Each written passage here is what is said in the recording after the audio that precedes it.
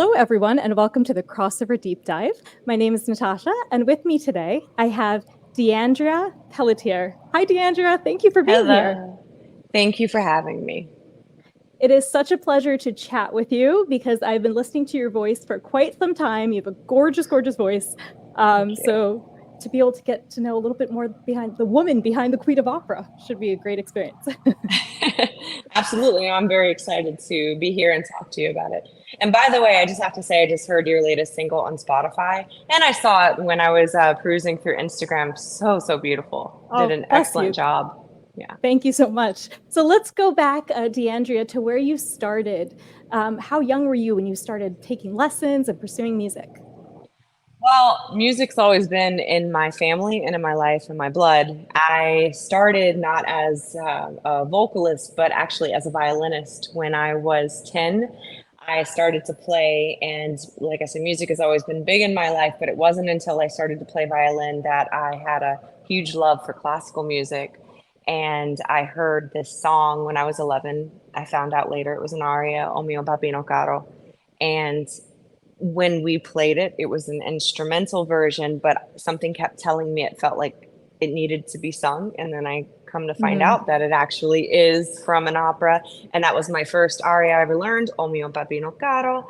And from there, the rest is history. I mean, since a very young age after that, I realized that I had to sing, and not just sing, but sing classical music. After that, I went on to do all kinds of choir, really anything I could get into singing. And by the time I was 15, I met my first opera singer in real life, and I got to Okay. hear her up close, and I went, wow. I knew what it was like to be in a choir blended with beautiful voices, but to have this one single voice that just took over the whole room was something entirely new and different to see face to face and to experience. And so I just knew that that was my calling. I couldn't stop from there. I absorbed it and went on to college, and I trained vocally or classically to be a vocalist after that. And there really was no deviation since being a teenager, knowing that that's what Wow. I wanted to do. That's pretty special, I feel like, because some people, it takes them a while to find their sound, but having that early insight, what you want to do, it gives you such a step up because you can spend all that time honing your skills. Absolutely. I agree. I mean, I think I consider myself blessed in that way because I didn't realize that opera was even an option. And then to then find it so young, I went there. I mean, I just felt like I didn't have a choice. Once you know something, Mm-hmm. you have to act on it. That was one of those things that you have to do it. And that's how I felt. So it was good to see that so early on. And can you tell us a little bit about your voice? Because something I've learned is, as singers, we use a lot of terms like soprano, mezzo, all these things. And sometimes listeners don't actually know what that is. So tell us about your voice type, what people can expect when they listen to you.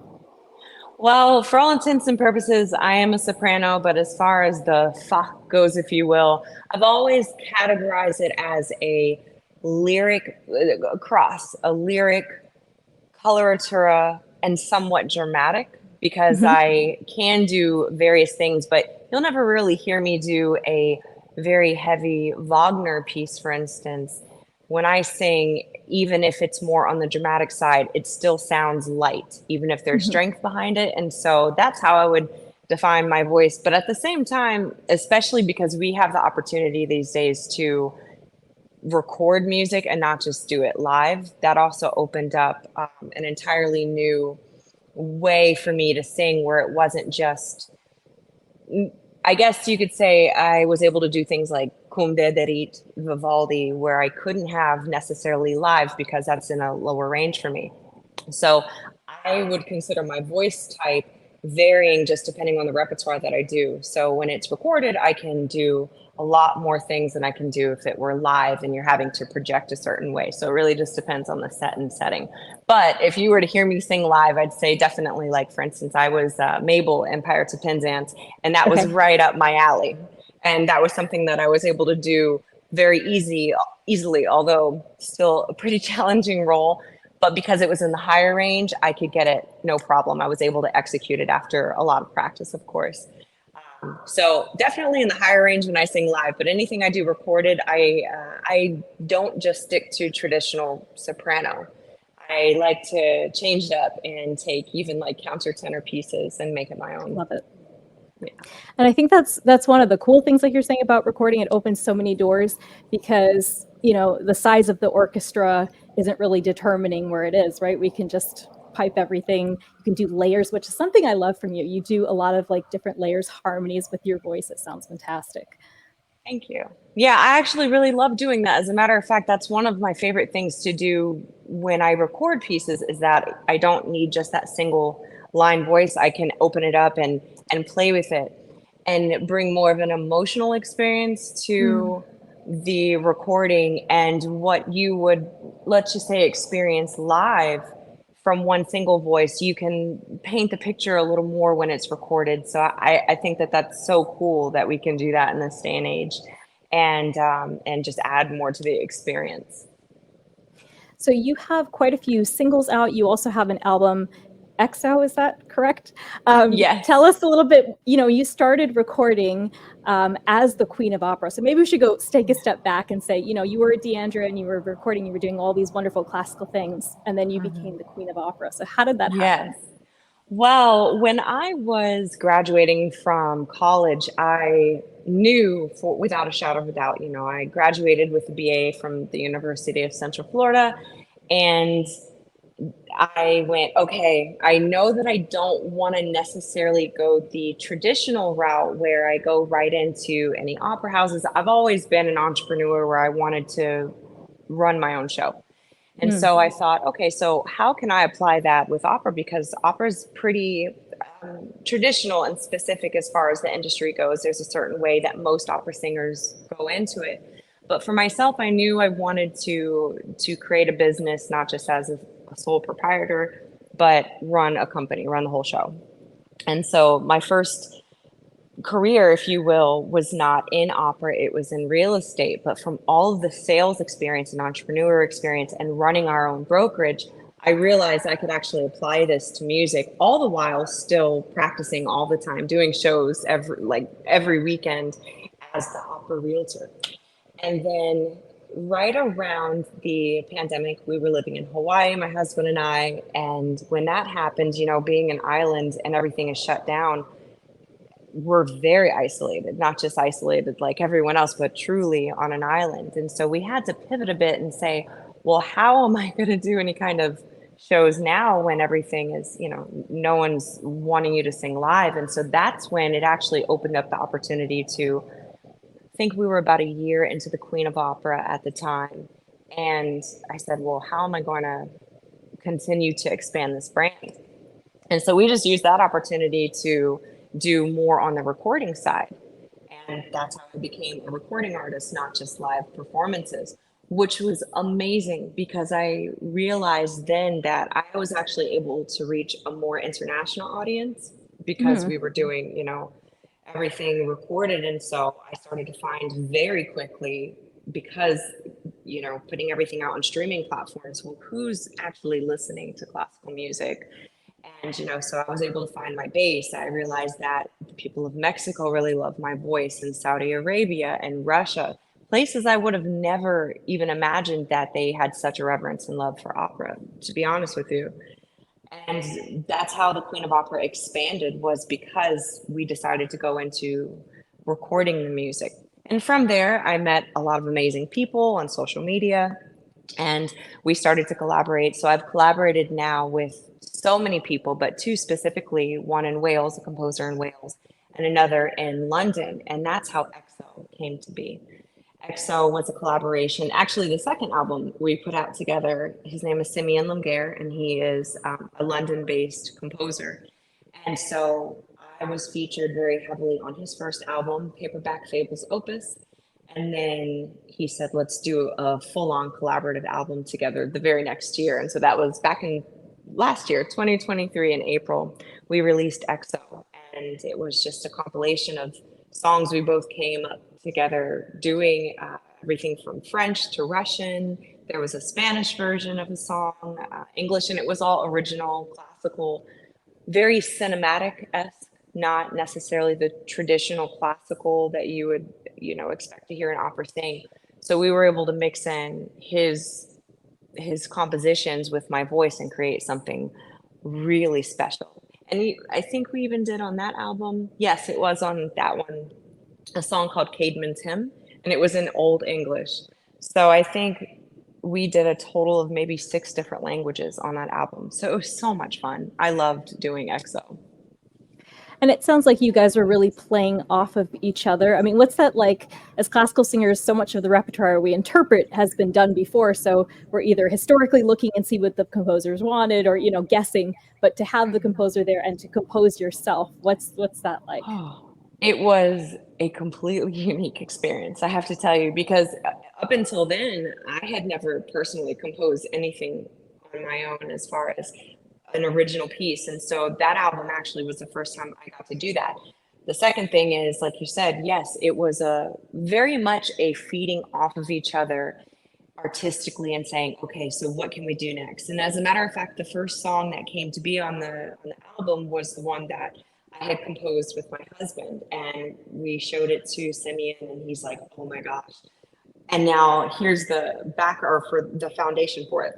It was the piano bass first, and then we added in a few other instruments, and it went so quickly and so fluidly. I never imagined we would create and release an album so quickly. But because it was all of this creative energy that clearly needed to come out in lots of different Yes. ways, we were able to feed off of each other in such a fast-paced way that we, at the end of the creating the album, I think we were both like, wow, that was not only fun, it was so much fun, but it was something definitely to be very proud of. I mean, especially again for me, I've never created a song on my own. I've created many since then, but it was such a new experience that I said, okay, not only do I want to sing, but all the more reason to have our own company, Queen of Opera Incorporated, to create our own sound, to create our own productions even in the future, and our own recordings, our own compositions. It was so much fun to do. I mean, words can't describe just how much fun it is. As you can see, I was very excited to do that one.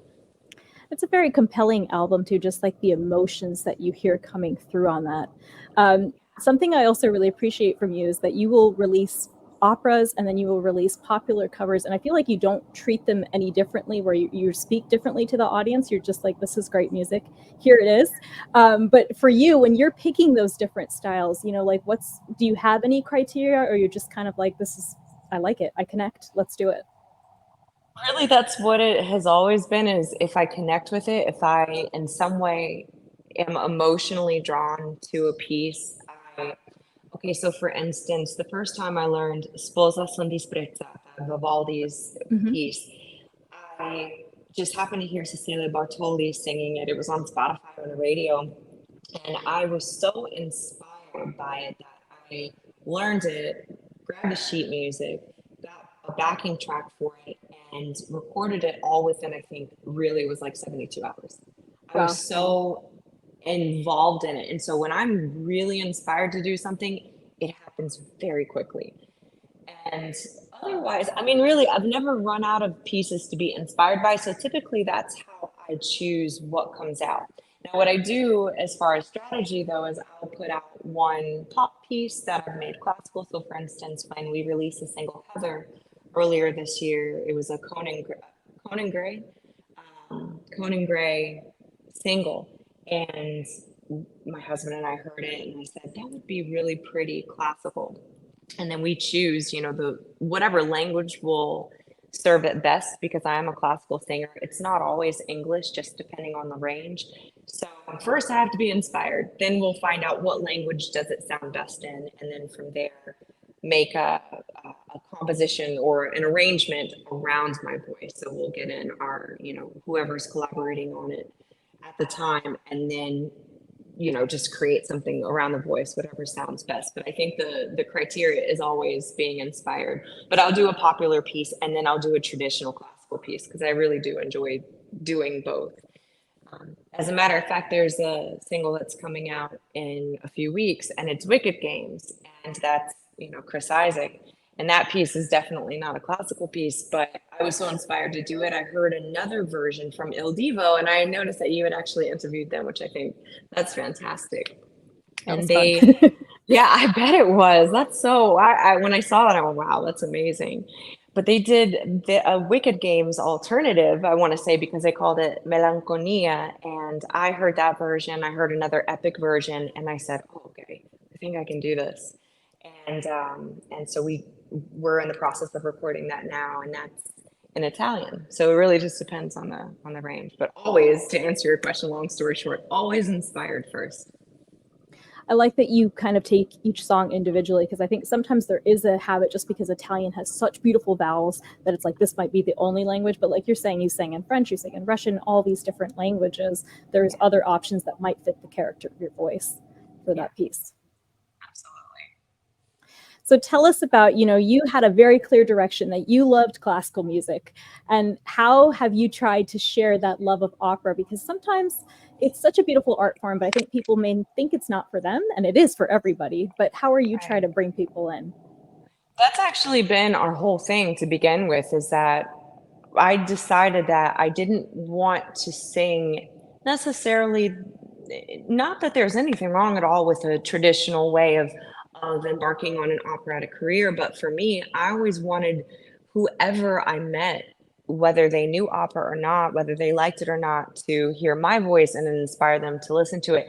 And it's so funny because I think that's probably the what I hear most from people is, I didn't even think I liked opera, and then I heard you sing. And that's the highest compliment I can get, is they Mm. hear, for instance, a classical cover of something they wouldn't normally hear operatically. And because of that, and they do like my voice, then they go and listen to other things. I can't tell you how many people have said, oh my gosh, I want to hear you sing this, but classically. And so I'll do that and I'll sing it classically. And as a result, they start to listen to other things, and they start to hear other opera singers and go to the opera, which is the most I can ask anybody to do. So basically, putting it out in ways that you wouldn't necessarily see opera singers put it. So not fitting into one box or one audience.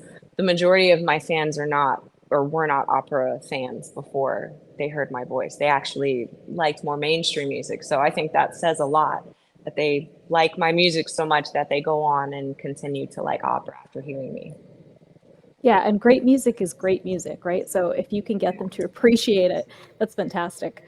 Um, so the other thing I wanted to ask you about is, you shared about your mission. Can you tell us about your characters? Because I found this post while I was researching you, and you were talking about how you delve into a character, like emotionally, all these different ways. So how do you get into the character of the song? Well, I make it a point, first off, whether it's actually being on stage and playing that character, or playing that character when I'm singing live, recorded, whatever it is, really diving into the one piece instead of maybe spreading myself too thin. And okay, today I'm Violetta, and then the next day I'm, Fiora Tosca, or whatever it is.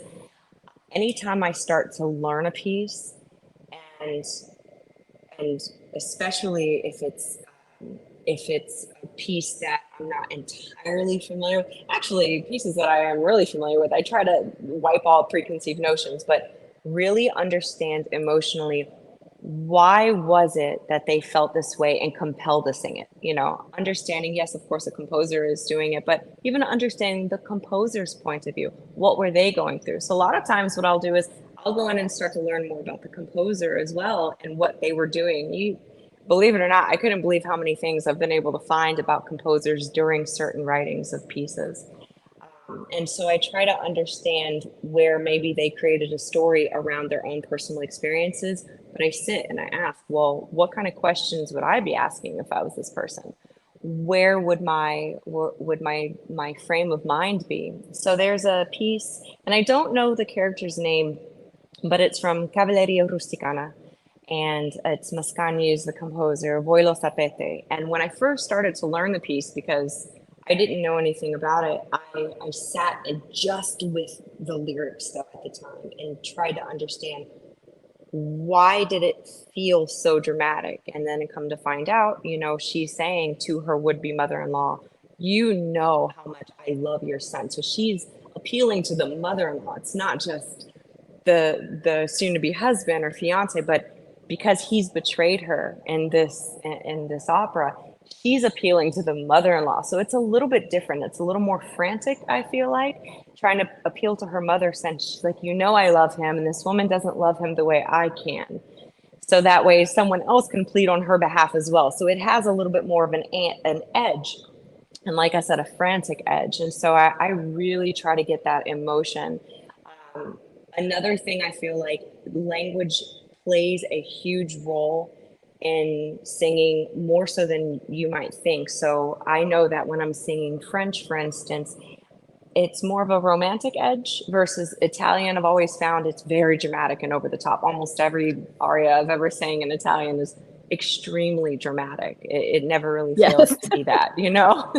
So when I sing in Italian, I know I can use my diction way more than maybe I would if it was in French. And Russian is the same, the diction, but not overly emotional, because that's not how a Russian piece needs to come across, just because of the culture. So really understanding the culture that I'm singing about, understanding the personal story, and honestly, everything, no matter what opera it is, no matter what piece it is, even if it's a pop song, we can all relate to those really basic human emotions of love, of joy, of betrayal, but really knowing that person that's speaking, making it specific to that just comes out. Even if I'm just singing, like let's say a 10 song set, I'm still embodying every time whatever that character is doing, and not just, kind of standing there. I think in classical music, sometimes we're conditioned to be kind of rigid when we sing, especially in school as an undergrad, because they don't want you to move too much. They want you to focus on the vocal technique, which I understand. But once you have the vocal technique basics down, I think it's really important to dive into the emotion of it and say, how can you express this in your voice and also your face, and not just your voice? So I try to take it very, very uniquely to the characters and to whatever given situation they're dealing with. To really put in the work to make sure that you understand the character, because I think in opera, a lot of people that listen to it, they may not know the original language, but they feel the emotion. So that's why you've done that piece, and then they can get it from you. And I hear that a lot too, that people will say, I have no idea what you just said, what language, but I know what the emotion was. And that to me Yeah. is really good, because if you can get them that way, then that's really all you can ask for. Can you tell us about your latest single? Because from what I understand, this was actually sung. It's one of those times we've done a gender swap. So tell us about, I'm going to kill the pronunciation, je crois entendre encore. Is that right?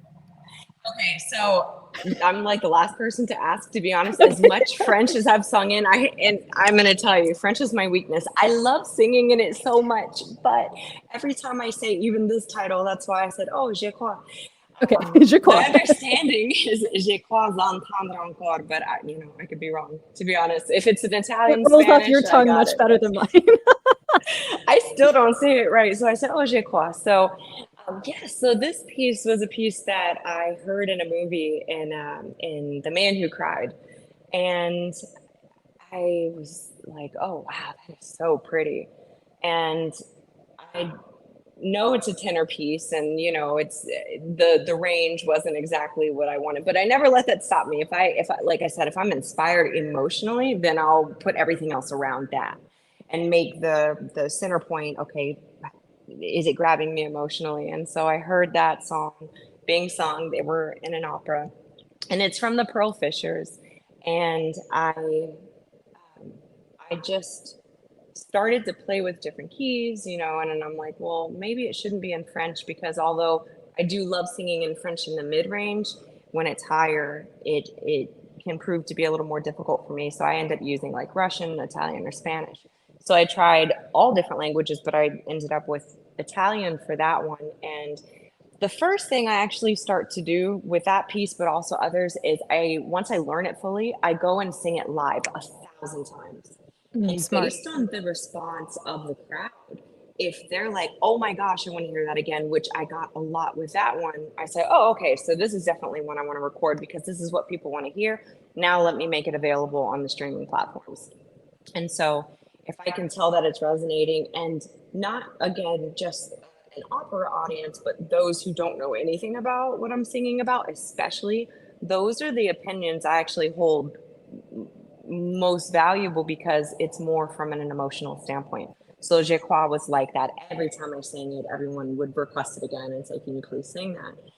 And so much so that I said, okay, we definitely need to record it. We had originally done it on an album that I had released last year, and then we pulled it because I said, you know what, I want to take more time with this song specifically and put so much love into it. And so we did, and it took maybe 5 different takes of doing it and doing it over and over. And once we got that really good take, though, I mean, I just said, okay, this is one that I can't wait for everybody to hear. And it's gotten a lot of great responses as well. I can't wait to sing that more and more because, again, like I said, I know it's for a tenor, so I can't necessarily sing the whole role, but I can take that one aria and embody it. And for anybody who doesn't know, it's about a pearl fisher, and he's basically talking nostalgically about a woman he was in love with and how it was her sweet voice that carried him, on the, or her sweet voice carrying on the winds that basically kept him going. And it's not a sad piece at all. He's very in love and very nostalgic for this woman. So I just thought it was so beautiful that I had to sing it. I have to tell you, gender swaps in songs is one of my favorite things because I feel like the piece comes alive, especially if you heard it so many times one way, and then it's just like emotions you never felt before, you know? Absolutely. I agree. Definitely. Well, Deandra, thank you so much for being here. We'll be looking out for Wicked Game, but before we let you go, can you just tell us a little bit for anyone that may be young and they're trying to start out, do you have any advice that you would give? Oh, I mean, I think if I were talking to perhaps somebody who is just getting into classical and just discovered their love for classical voice, I would say that always remember why you started. No matter how long it's been, undergrad, graduate, afterward, always remember why you started, that you started with the love. And when I know it sounds cliche, I know that a lot of people may say this, but I think a lot of people say it because it's true. When you lead with because I love it, it carries you through the hours and hours and hours of tedious practice in the practice room, because that will happen as an undergrad. I saw so many people get burnt out because ultimately it wasn't what they loved as much as it was required. So if you really love it, always lead with that. This is what I love to do. This is my passion.